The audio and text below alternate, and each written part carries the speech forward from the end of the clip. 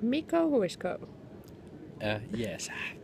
Olemme nyt olleet täällä Oslossa jo 5 tuntia tai 700, en ole varma, mutta kauan. Ja syötiin just 10 € patongin, niin mitä tätä tekee meidän budjetille? Mitenköhän näkyy elintason mahassa hyvän. Tai kaulurissa. Tuossa meni just puolet molempien päiväbudjetista, kun syötiin 10 € sämpylät. Oli kyllä aika hyvä. Eikä ollut. Hyvät ensisämpylät. 100% vihaa. No tosiaan lennetään budjetti lennolla, niin ei ole aterioita, koska ei muista puukata niitä 72 tuntia etukäteen, mikä on täysin loogista, että ne pitää puukata. Mutta kuitenkin, meillä on kuivalihaa.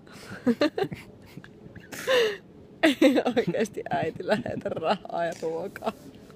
Tai jotakin Sepon lihatori karitsan merkkuismakkaraa. Apua. No niin, jos selvitään, niin nähdään Bangkokissa. Moikka. Heippa.